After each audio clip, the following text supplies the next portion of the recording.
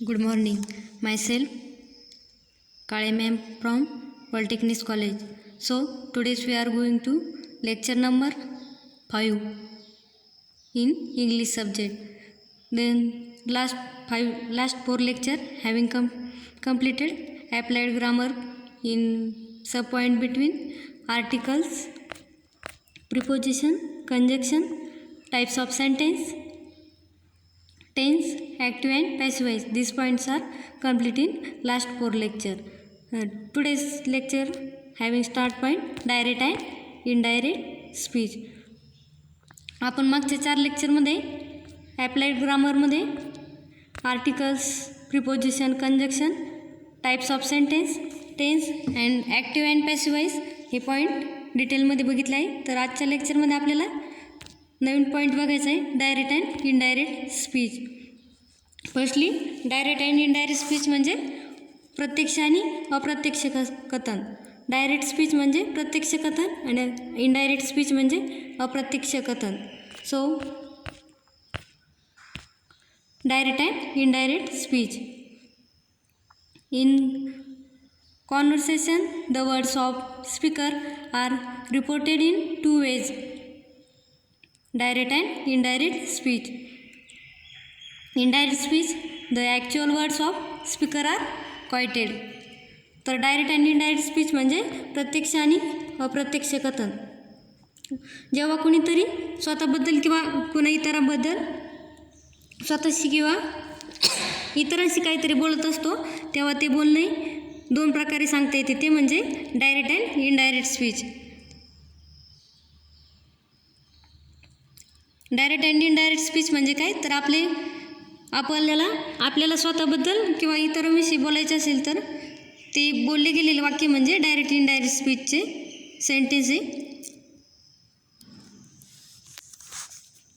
बोललेले शब्द जशीच्या तसे सांगणे हा कथनाचा एक प्रकार आहे. जे शब्द बोलले गेलेले असतात ते अवतरण चिन्हात म्हणजे इन्व्हर्टेड कॉमामध्ये लिहिलेले असतात. डायरेक्ट अँड इनडायरेक्ट स्पीचमध्ये आपण जे बोलतो ते वर्ड्स आहे इन्व्हर्टेड कॉमामध्ये लिहावे लागतात डायरेक्ट इनडायरेक्ट स्पीचमध्ये. त्या प्रकाराला प्रत्यक्ष कथन असे म्हणतात. आपण बोललेले शब्द हे ज्या सेंटेन्समध्ये इन्व्हर्टेड कॉमामध्ये लिहिलेले असतात त्याला डायरेक्ट स्पीच असे म्हणतात. तर इनडायरेक्ट स्पीच म्हणजे काय ते बघू आपण. बोललेले शब्द कुणीतरी, कुणाला तरी, तो, ती असं म्हणतो आणि ते जेव्हा आपण ते सेंटेन्स तयार करतो त्या सेंटेन्सला अप्रत्यक्ष कथन असे म्हटले जाते. म्हणजे डायरेक्ट स्पीच म्हणजे काय, तर आपण स्वतःविषयी जे काही बोलतो ते डायरेक्ट स्पीचमध्ये, आणि इनडायरेक्ट स्पीच म्हणजे कुणाविषयी तरी आपल्याला काहीतरी बोलायचं असते ते सेंटेन्स म्हणजे इनडायरेक्ट स्पीचचे सेंटेन्स.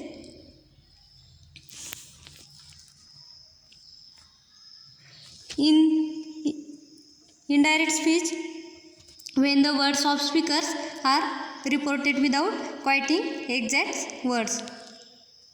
इनडायरेक्ट स्पीचमध्ये काय, तर दुसऱ्याविषयी आपल्याला जे वाक्य बोलायचे ते इनडायरेक्ट स्पीचमध्ये बोलले जाते. तर डायरेक्ट स्पीच म्हणजे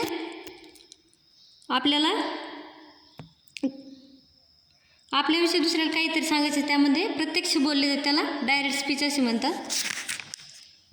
तर इंग्लिशमध्ये डायरेक्ट अँड इनडायरेक्ट स्पीच मध्ये आपण डायरेक्ट स्पीच बघूया.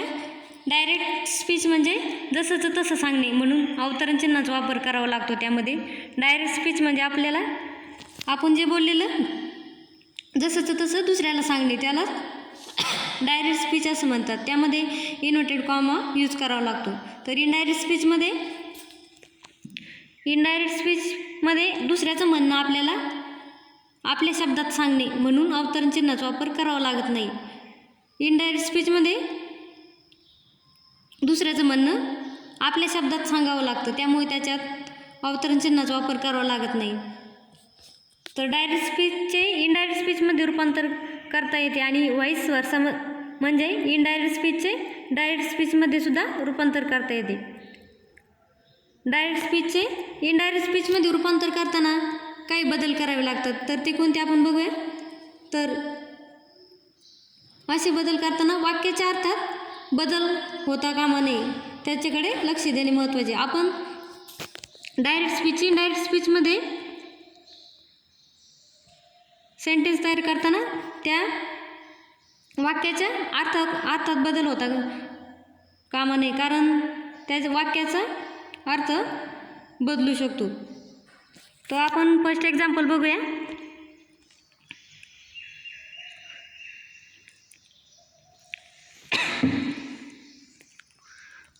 Ashwini said, "This is the place where I live." This sentence is direct speech. या वाक्य कशाचे आहे तर डायरेक्ट स्पीचचे. यामध्ये इन्व्हर्टेड कॉमा यूज केला आहे. सेकंड एक्झाम्पल आहे, Ashwini said that it was the place where she lived. हे इनडायरेक्ट स्पीचचे वाक्य आहे, त्यामध्ये इन्व्हर्टेड कॉमा यूज नाही करतात. डायरेक्ट स्पीचचे वाक्य काय तर Ashwini said this is the place where I live. Then convert in indirect speech, Ashwini said that it was the place where she lived.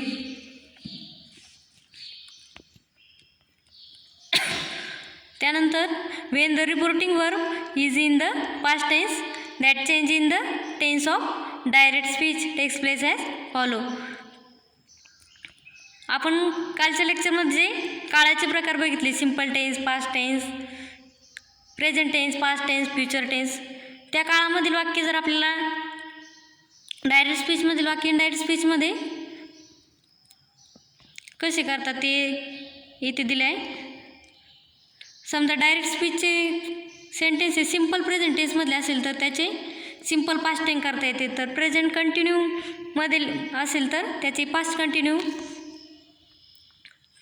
टेन्समधील करता येते वाक्य. त्यानंतर प्रेझेंट परफेक्ट टेन्स असेल तर त्याचं पास्ट परफेक्ट टेन्स करता येतं. प्रेझेंट परफेक्ट कंटिन्यू असेल तर past perfect continue, simple past असेल तर पास्ट परफेक्ट, पास्ट कंटिन्यू असेल तर पास्ट परफेक्ट कंटिन्यू. आणि पास्ट परफेक्टचे जर वाक्य असेल तर नो चेंज.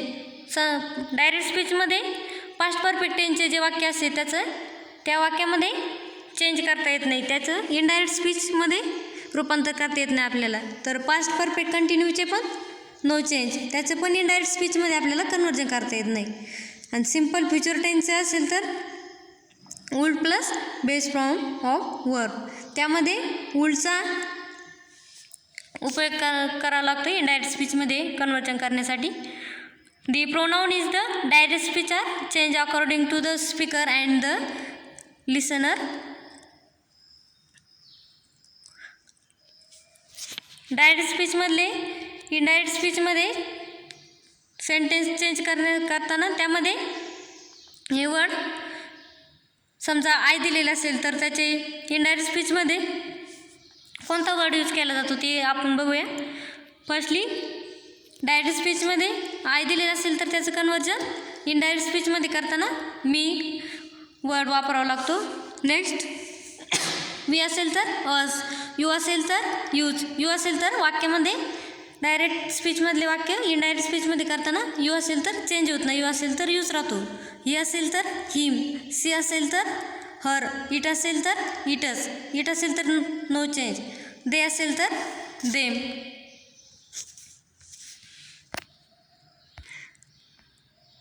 नेक्स्ट आहे certain adverbs showing nearness in direct speech are change to word showing distance in indirect speech. यामध्ये अजून काही वर्ड दिलेले आहे बघा डायरेक्ट स्पीचमध्ये. इनडायरेक्ट स्पीचमध्ये डायरेक्ट स्पीचमध्ये नाव जर दिलेलं असेल तर त्यामध्ये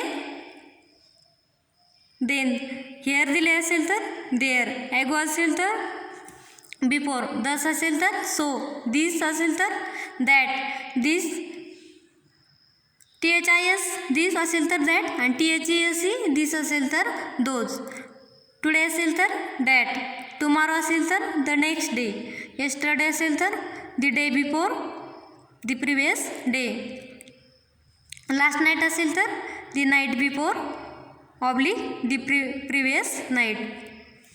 यासारखे वर्डमध्ये चेंजेस केले जाते डायरेक्ट टू इनडायरेक्ट स्पीचमध्ये.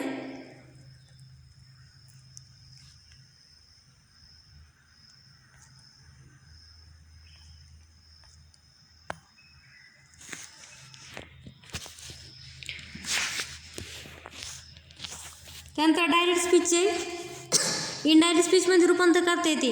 व्हॉइस वर्सा म्हणजे इनडायरेक्ट स्पीचचे डायरेक्ट स्पीचमध्ये रूपांतर करता येते, त्यालाच आपण व्हॉइस वर्सा असे म्हणतो. देन डायरेक्ट स्पीचचे इनडायरेक्ट स्पीचमध्ये रूपांतर करताना काही बदल करावे लागतात. ते म्हणजे काय, शब्दातील असे बदल करताना वाक्याच्या अर्थात बदल होता कामा नये. आपण डायरेक्ट स्पीचमधील वाक्य इनडायरेक्ट स्पीचमध्ये करताना फक्त वर्डमध्ये चेंजेस करतो, त्यामध्ये त्या सेंटेन्सच्या मिनिंगमध्ये चेंजेस झालं नाही पाहिजे, त्याच्याकडे आपल्याला लक्ष द्यावे लागते. दॅट ए कंजक्शनचा वापर करावा लागतो. त्यानंतर टेन्स, प्रोनाउन्स, ॲडवर्ब यामध्ये बदल करावा लागतो. आपण बघितले बघा लास्ट लेक्चरमध्ये टेन्स, टाईप्स ऑफ टेन्स, त्याच्यावरून यामध्ये टेन्समध्ये कसा बदल करावा लागते आपल्याला समजून जाईल. जेव्हा मेन वर्ब म्हणजे मुख्य क्रियापदे पास्ट टेन्समध्ये असते तेव्हा डायरेक्ट स्पीचमध्ये, तर प्रेझेंट टेन्समध्ये असेल तर वर्ब असताना त्याचे रूपांतर पास्ट टेन्समध्ये, आणि सिंपल प्रेझेंट टेन्स असेल तर सिंपल पास्ट टेन्स. त्यानंतर प्रेझेंट कंटिन्यू टेन्स असेल तर त्याचे कन्वर्जन पास्ट कंटिन्यू टेन्समध्ये करता येते. प्रेझेंट परफेक्ट टेन्स असेल तर पास्ट परफेक्ट टेन्स, आणि फ्युचर टेन्स असेल तर शाल बदलून शूड, आणि फ्युचर टेन्समधील विल बदलून वुल्ड किंवा शूड यूज करावे लागते. अशा प्रकारे आपल्याला टेन्समधील वाक्य, कोणत्या काळातील वाक्य कशा प्रकारे चेंज करता येतात आपल्याला बघितले आपण. त्यानंतर एखादे विधान रिलेटिव्हशी निगडीत असेल किंवा एखादे युनिव्हर्सल ट्रूथ म्हणजे शाश्वत सत्य असेल तर त्या काळात बदल केलाच पाहिजे असे नाही. ते विधान मूळ काळातच ठेवायचे, की काळ बदलायचा याची परवानगी असते. समजा आपल्याला एखादं रिलेटिव्हशी निगडीत जे वाक्य असेल किंवा युनिव्हर्सल ट्रूथ शाश्वत सत्य असेल त्या काळातील वाक्य बदलच केला पाहिजे असं काही नाही. आपल्या याच्यावर अवलंबून असतं ते करायचं की नाही बदल. त्यामध्ये आपण डायरेक्ट आणि डायरेक्ट स्पीचमधील कन्वर्जन इनडायरेक्ट स्पीचमध्ये एक सेंटेन्स बघूया. Then direct speech, I know her house said Chanda. Then direct speech sentence, then conversion of indirect speech, Chanda said that she knew her house. यामध्ये डायरेक्ट स्पीचमध्ये सेंटेन्स इन्व्हर्टेड कॉमामध्ये दिलेले आहे, तर इनडायरेक्ट स्पीचमध्ये त्यामध्ये इन्व्हर्टेड कॉमा यूज केला जात नाही. त्या सेंटेन्समध्ये प्रेझेंट टेन्स चे कन्वर्जन पास्ट टेन्समध्ये केले आहे. यामध्ये डायरेक्ट आणि इनडायरेक्ट स्पीचचे कन्वर्जन करताना आपल्याला त्यामध्ये प्रथम पुरुषी, द्वितीय पुरुषी आणि तृतीय पुरुषी याच्याकडे लक्ष द्यावं लागते. First person, second person and third person. त्यामध्ये इनडायरेक्ट स्पीच करताना दोन भागांना जोडण्यासाठी कोणता शब्द जोडावा लागतो, इन्व्हर्टेड कॉमामध्ये लिहिलेले वाक्य कोणत्या प्रकारचे आहे त्यावरून ठरवावे लागते. आपल्या डायरेक्ट स्पीचमध्ये जे वाक्य दिलेले ते कोणत्या प्रकारचे आहे ते अगोदर ठरवावं लागते. त्याच्यावरून इन्व्हर्टेड कॉमामध्ये लिहिलेल्या शब्दावरून ते वाक्य कळते की कोणत्या काळातले, त्याचं जे इनडायरेक्ट स्पीचमध्ये केलं जातं. त्यानंतर आपण सेंटेन्सचे टाईप बघितले बघा. Assertive sentence, interrogative sentence, imperative sentence and exclamatory sentence. त्या काळामधील वाक्यामध्ये डायरेक्ट स्पीचमधील वाक्य इनडायरेक्ट स्पीचमध्ये कसे करतात ते बघूया आपण. Firstly असरेटिव्ह sentence. असरेटिव्ह सेंटेन्समधील वाक्य आपल्याला डायरेक्ट स्पीचमधील वाक्य इनडायरेक्ट स्पीचमध्ये कशी करायचे ते बघूया. देन असरेटिव्ह सेंटेन्स असेल तर सब्जेक्टसोबत से किंवा टेलचा उपयोग केला जातो. असरेटिव्ह सेंटेन्समध्ये कर्त्याबरोबर से किंवा टेल या वर्डचा उपयोग केला जातो. काही वेळा सेची रिपीटिंग टाळण्यासाठी त्यामध्ये सेचा अर्थ जास्त प्रभावीपणे व्यक्त करण्यासाठी गरजेनुसार त्यामध्ये कॉम्प्लेन, ॲसेवर, admit, deny, add, boast, explain, protest, reply, object, observe यासारखे वर्बचा यूज केला जातो. तर आपण फर्स्ट बघितलं असर्टिव्ह सेंटेन्स. असर्टिव्ह सेंटेन्समध्ये से किंवा टेलचा आणि ते उपयोग केला जातो बघितलं. त्यानंतर नेक्स्ट बघायचं आहे इंट्रॅगेटिव्ह सेंटेन्स. समजा इंट्रॅगेटिव्ह सेंटेन्समधील वाक्य हे डायरेक्ट स्पीचमधील वाक्य इनडायरेक्ट स्पीचमध्ये कसे करतात. तर इनडायरेक्ट स्पीचमधील इंट्रॅगेटिव्ह वाक्याचे रूपांतर हे सेसाठी ask, inquiry, want to know, wonder या क्रियापदाचा वापर केला जातो. तर इंट्रॅगेटिव्ह सेंटेन्स म्हणजे प्रश्नार्थी वाक्य, त्यामध्ये त्याचे असर्टिव्ह केले जाते. इंट्रॅगेटिव्ह सेंटेन्स हे डायरेक्ट स्पीचमध्ये दिले असेल तर त्याचं इनडायरेक्ट स्पीचमध्ये असर्टिव्ह सेंटेन्समध्ये चेंज केलं जातं. त्यामध्ये डायरेक्ट स्पीचमध्ये जर इनव्हर्टेड कॉमामध्ये दिलेले असेल तर सेंटेन्स ते इनडायरेक्ट स्पीचमध्ये इनव्हर्टेड कॉमा रिमूव्ह करावा लागतो. इंट्रॅगेटिव्ह सेंटेन्समध्ये डू, डज ही सहाय्यकारी क्रियापदे असल्यास त्याचं डीड केले जाते. डू, डज काढून त्या जागी वर्बचे दुसरे रूप वापरावे लागते. त्यानंतर थर्ड वन आहे एक एक्सक्लेमेटरी सेंटेन्स. आपण बघितलं असर्टिव्ह सेंटेन्स, इंट्रॅगेटिव्ह सेंटेन्स. आता बघूया इम्पेरेटिव्ह सेंटेन्स. त्यामध्ये इम्पेरेटिव्ह सेंटेन्स म्हणजे आज्ञार्थी वाक्य. आज्ञार्थी वाक्याचे इनडायरेक्ट स्पीचमधील सेंटेन्स डायरेक्टमधील इनडायरेक्ट स्पीचमध्ये करताना काय बदल केला जातो ते बघूया. इम्पेरेटिव्ह सेंटेन्सचे इनडायरेक्ट स्पीचमध्ये वाक्य करताना त्यामध्ये ask, advise, beg, command, encourage, forbid, remind, request, tell यासारखे वर्ब वापरले जातात. त्या क्रियापदासोबत मायस, हिम, हर, देम प्रत्यक्ष नाव ऑब्जेक्ट वापरले जाते. तर इम्पेरेटिव्ह सेंटेन्समध्ये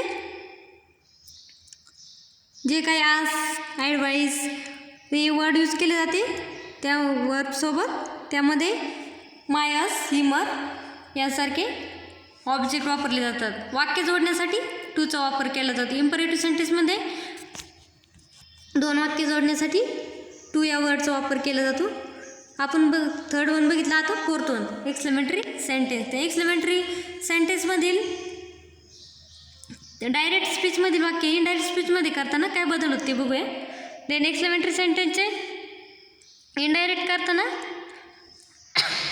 त्यामध्ये जे काही व्यक्त करायचं आहे ते इन्व्हर्टेड कॉमामध्ये जे वाक्य असते त्याचा उल्लेख करावा लागतो. एक्झाम्पल बघूया आपण.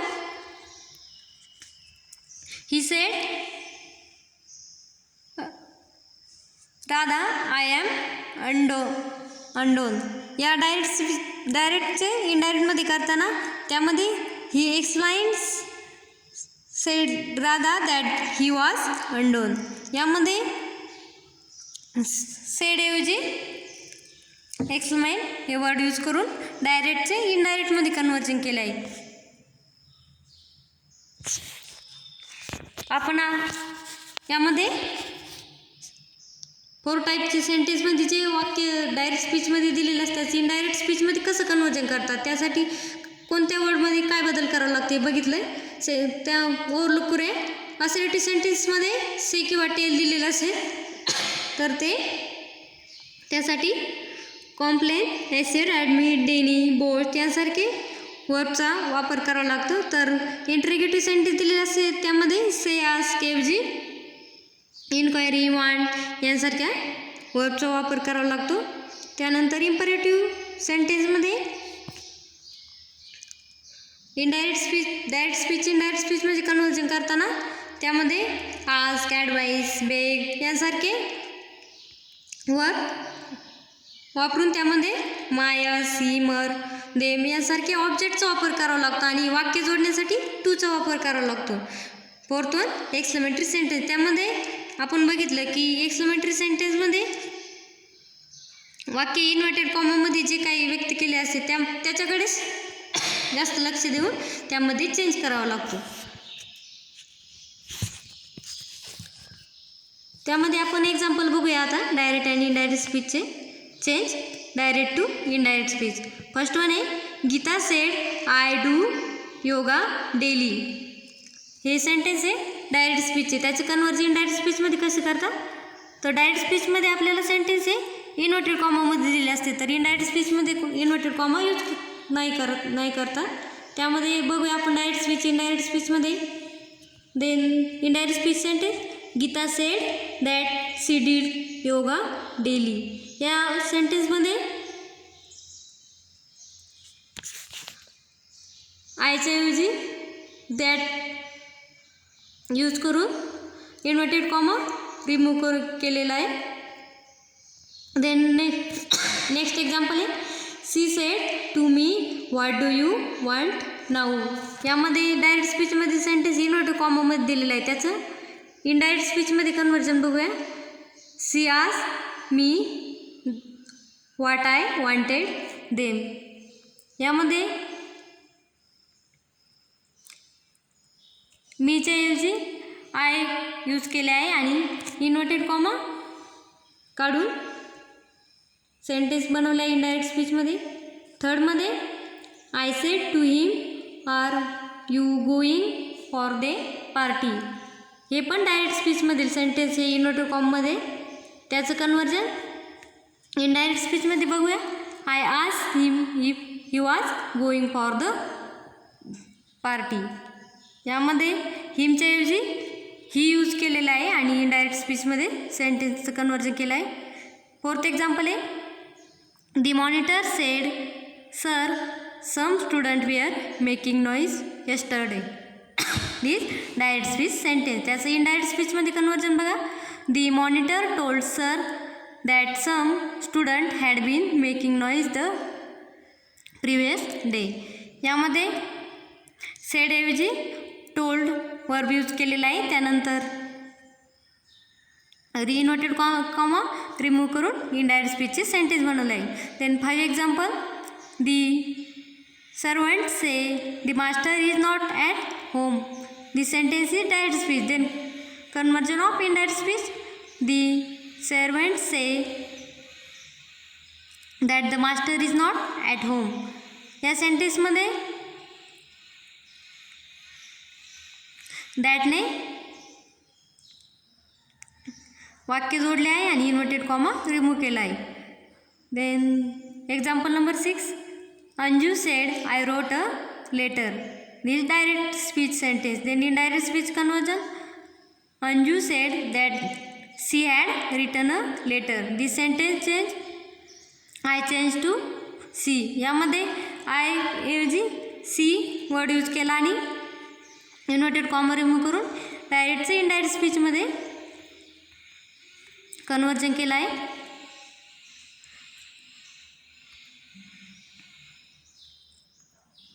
यामध्ये एक्झाम्पल आहे बघा अजून. Example number 8 so he said to the policeman please save me. यामध्ये हे डायरेक्ट स्पीचमध्ये सेंटेन्स. त्याचं इनडायरेक्ट स्पीचमध्ये कन्वर्जन बघूया आपण. Then he beg policeman to save him. यामध्ये मी ऐवजी हिम वर्ड यूज केलेला आहे आणि वाक्य जोडण्यासाठी टूचा वापर केला आणि डायरेक्ट इन्व्हर्टेड कॉमा रिमूव्ह करून direct speech sentence convert to indirect speech. Example number 9 he old man said to her obey your elders. त्यामध्ये त्याचं डायरेक्ट इनडायरेक्टमध्ये बघूया. He the old man advise her to obey her elders. यामध्ये वाक्य जोडण्यासाठी टूचा वापर केलेला आहे, तर इन्व्हर्टेड कॉमा रिमूव्ह केला आणि डायरेक्ट इनडायरेक्ट स्पीचमध्ये कन्वर्जन केले सेंटेन्सचे. असे बरेच एक्झाम्पल आपल्याला यामध्ये दिलेले आहे बघा. एक्झाममध्ये तुम्हाला असंच विचारलं जाईल, डायरेक्ट स्पीचमधील सेंटेन्स दिलेलं असेल ते ओळखायचे, ते कोणत्या टेन्समध्ये आहे आणि त्यामध्ये काय चेंजेस करता येईल आणि त्याचं डायरेक्टमधून इनडायरेक्ट स्पीचमध्ये कसं वाक्य बनवता येईल ते बघितलं आपण. तर या लेक्चरमध्ये युनिट नंबर 1 हा फिनिश झालेला आहे.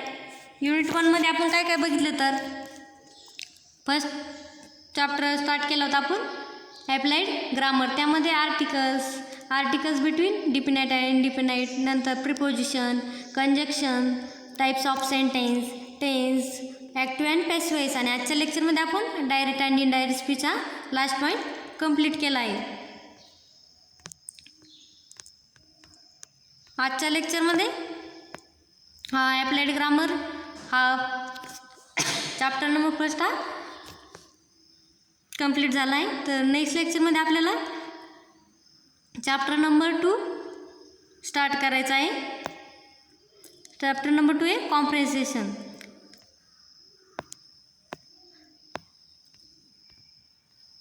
अशा प्रकारे आजच्या लेक्चरमध्ये आपण पॉईंट बघितला डायरेक्ट अँड इनडायरेक्ट स्पीच. त्यावर तो ओव्हरलुक करूया. डायरेक्ट अँड इनडायरेक्ट स्पीच म्हणजे काय, तर प्रत्यक्ष आणि अप्रत्यक्ष कथन. डायरेक्ट स्पीचमध्ये म्हणजे आपण जसंचं तसं आपण बोललेलं जसंचं तसं सांगणे म्हणजे डायरेक्ट स्पीच. त्यामध्ये इन्व्हर्टेड कॉमा यूज केला जातो. तर इनडायरेक्ट स्पीचमध्ये आपलं म्हणणं दुसऱ्याचं म्हणणं आपल्या शब्दात सांगणे याला इनडायरेक्ट स्पीच असं म्हणतात. त्यामध्ये इन्व्हर्टेड कॉमा यूज केला जात नाही. त्यापैकी डायरेक्ट आणि इनडायरेक्ट स्पीचचे आपण आणखीन एक्झाम्पल बघूया. त्यावरून तुम्हाला हा पॉईंट लक्षात येईल. सो फर्स्ट एक्झाम्पल डायरेक्ट स्पीचमधील he said to her I shall give to my book today. This sentence is direct speech. So conversion of indirect speech, he told her that he would give her his book that day. या सेंटेन्समध्ये आयच्या ऐवजी ही word use केला आहे. त्यानंतर त्यामध्ये inverted comma remove केला आहे.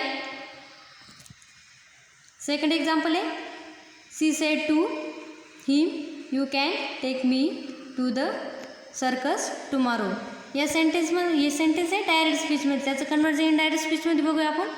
C told him that he could take her to the circus the next day. यामध्ये हिमचं कन्वर्जन हीमध्ये केलं आहे आणि इन्व्हर्टेड कॉमा रिमूव्ह केला आहे. अशा प्रकारे बरेच एक्झाम्पल आहे direct speech conversion to indirect speech. Third example आहे the teacher said to the student I will explain this poem to you. Then conversion to direct speech to indirect, the teacher told the student that she would explain that poem to them. यामध्ये सुद्धा आयचं conversion सेडचं conversion टोल्डमध्ये केलं आणि आयचं conversion दॅटमध्ये करून inverted comma remove केला आहे. अशा प्रकारे आपण आजच्या लेक्चरमध्ये डायरेक्ट अँड इनडायरेक्ट स्पीच हा पॉईंट बघितला आहे. तर नेक्स्ट लेक्चरमध्ये आपल्याला सेकंड चॅप्टर स्टार्ट करायचा आहे. टुडे लेक्चर हा फिनिश.